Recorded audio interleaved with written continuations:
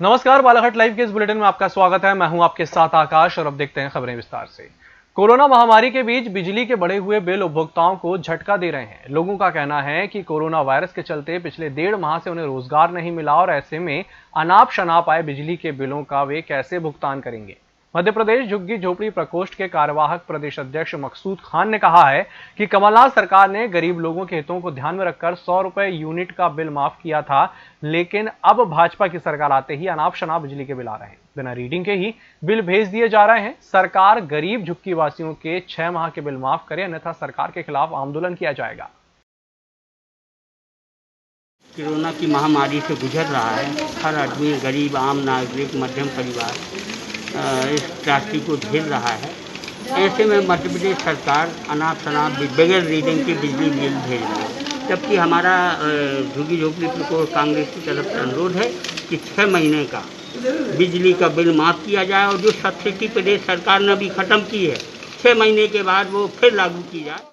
Corona महामारी के इस संकट के बीच शासन और प्रशासन ने लोगों को कोरोना से बचाव के लिए सोशल डिस्टेंसिंग बनाए रखने और चेहरे पर मास्क लगाने के निर्देश दिए हैं, लेकिन कई लोगों के द्वारा सरकार की गाइडलाइन का पालन नहीं किया जा रहा है। एसडीएम किरनापुर निकिता मंडलोई अपने दल बल के साथ सरकार के दिशा निर्देशों का पालन कराने के लिए किरनापुर के बस स्टैंड में बिना मास्क लगाए घूम रहे लोगों पर चालानी कार्रवाई की और 50-50 रुपए का चालान काटा और कुछ से उठक बैठक लगवाकर मास्क देकर छोड़ दिया। लेकिन इसी चालानी कार्रवाई के दौरान एसडीएम लांजी रविंद्र परमार भी सरकारी वाहन से लांजी से बालाघाट जा रहे थे। इस दौरान उनके ड्राइवर और उन्होंने स्वयं मास्क नहीं लगाया था।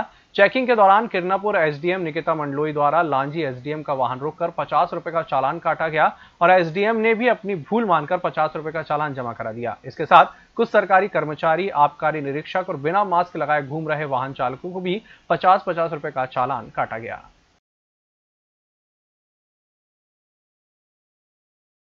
इसका उद्देश्य यही है कि मास्क लगाना, जैसे कि लॉकडाउन में बहुत छूट दे दी गई है, क्योंकि बालाघाट ग्रीन जोन में है, लेकिन इसका मतलब ये नहीं कि बहुत ज़्यादा हम छूट दे दें और जिसकी वजह से संक्रमण नहीं है तो शायद अभी आ जाए, कुछ कह नहीं सकते। इतने सारे लोग बाहर से आ रहे हैं, क्योंकि ये बीमारी ऐसी है कि छूने से, किसी के सांस लेने से और तकलीफ में अगर किसी को है तो इससे बहुत ज़्यादा प्रिवेंटिव ये होता है मास्क। इस वजह से सरकार का जो फैसला है, जो ऊपर से आदेश आए हैं कि मास्क नहीं लगाने पे 50 रुपए का जुर्माना है, तो वही आज वसूल कर रहे हैं।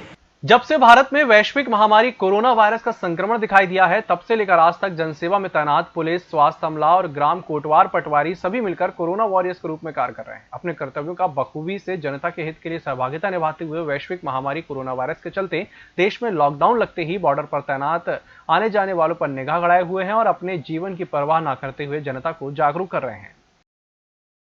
विश्वव्यापी कोरोना महामारी के बीच आशा कार्यकर्ता दिन रात एक कर लोगों को कोरोना संक्रमण से बचा रही हैं। कोरोना के खतरे को लेकर सरकार की गाइडलाइन के अनुसार ग्रामीण और शहरी क्षेत्रों में लोगों के घर घर जाकर जागरूक कर रही हैं। ऐसे में आशा कार्यकर्ता को मानदेय नहीं मिलने से उनके सामने आर्थिक समस्या आ रही है। गुरुवार को मानदेय की मांग को लेकर वारासिवनी से बालाघाट कलेक्ट्रेट तक पैदल यात्रा कर सरकार से जल्द मानदेय दिलाने की मांग की है, जिन्होंने मुख्यमंत्री के नाम कलेक्टर दीपक आर्य को ज्ञापन सौंपकर 10,000 रुपए प्रतिमाह मानदेय दिलाने की मांग की है।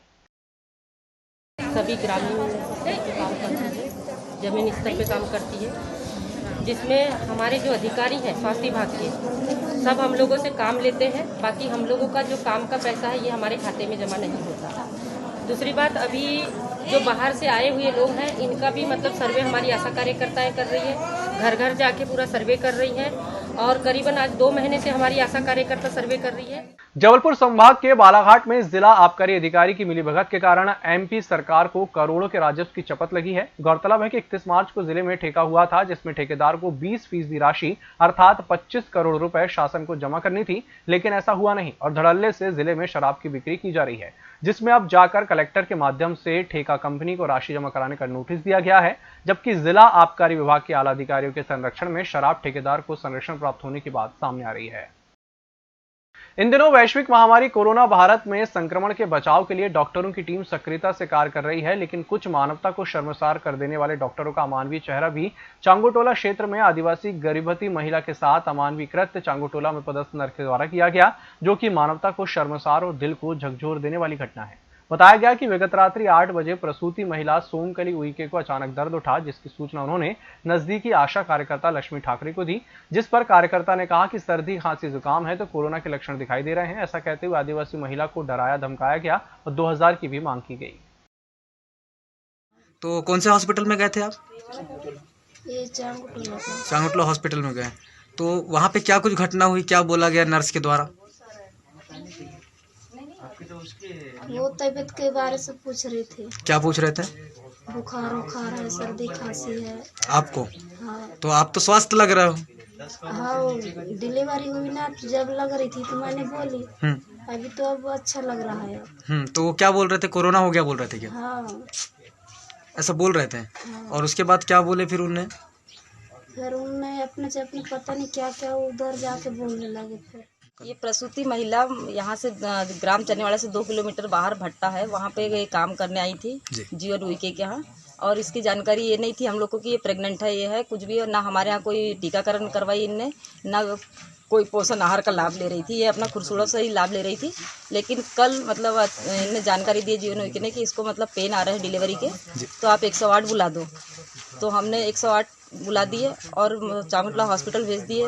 दीप्ति बिसेन को फ़ोन भी कर दिए कि डिलीवरी केस आ रहा है, आप आ जाना। खुरसुड़ा का था, हमारे यहाँ प्रवासी में है वो, तो आप इसको सुविधा दो। अब उसके बाद इनके साथ डिलीवरी सब अच्छी हो गई। इनने फ़ोन भी किए जीवन उइके ने कि डिलीवरी हो गई। अब डिलीवरी होने के बाद इन लोग बाद में जब आए प्रसूता को लेके तो बताने लगे, वहीं से फ़ोन किए कि ये परेशान कर रही है, डांट रही है, इसको कोरोना हो गया है, इसको तुमने क्यों भेजे। मेरे को भी फ़ोन की कि बोले इसको, इस महिला को कोरोना हो गया है, तुमने बिना जांच करे क्यों भेज दिया यहाँ पे। इनको बालाघाट भेजना था, यहाँ मेरे यहाँ क्यों भेज दिए, मेरे को क्यों बुलाए करके मेरे को फोन पे चिल्लाने लगी। जिले में ग्रीष्मकालीन धान की फसल पककर तैयार है। वर्तमान में व्यापारी द्वारा खरीदी भी की जाने लगी है। किसानों को अपनी फसल बेचने में समस्या उत्पन्न हो रही है। कोरोना संक्रमण के चलते व्यापारी खरीदी करने में असमंजस उत्पन्न हो रहा है। इसी कड़ी में भारतीय किसान संघ ने प्रशासन को ज्ञापन सौंपकर किसानों की धान को समर्थन मूल्य पर लिए जाने की मांग की है कि मंडी में 1815 रुपए प्रति क्विंटल पर खरीदी की जाए।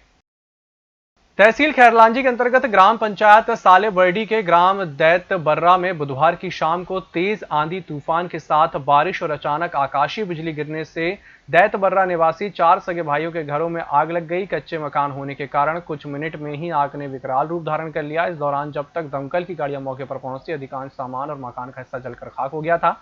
आग से जहां 3 मकान पूर्ण रूप से जल गए, वहीं एक मकान आंशिक रूप से जलना बताया जा रहा है। सभी भाइयों को आग को लगभग लाखों रुपए की क्षति होना बताई जा रही है।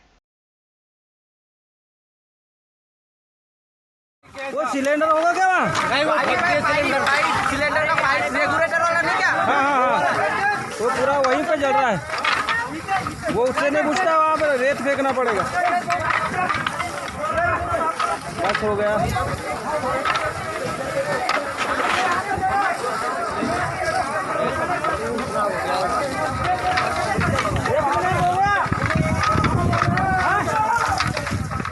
कोरोना महामारी को देखते हुए जहां पुलिस स्वास्थ्य विभाग संक्रमित लोगों की सेवा में लगा हुआ है, ठीक उसी तरह कटंगी क्षेत्र में भी बॉर्डर पार आने वाले मजदूरों की जांच कर उन्हें भोजन नाश्ता करवाकर घर भेजा जा रहा है। ऐसे पुलिस और स्वास्थ्य विभाग के अधिकारियों का अखिल भारतीय आदिवासी विकास परिषद के पदाधिकारियों ने पुष्पमाला से स्वागत किया। गोंदिया जिले में महिला आर्थिक विकास महामंडल के कार्यपालन अधिकारी सुनील सोसे के मार्गदर्शन में महिला बचत गट के माध्यम से आम लोगों के लिए मास्क वितरण स्टॉल लगाकर वितरित किया जा रहा है। सभी लोग लाभ ले रहे हैं और सस्ते दरों में इस समय ये मास्क लोगों के लिए सहारा बन रहे हैं। इस बुलेटिन में फिलहाल इतना ही। नमस्कार।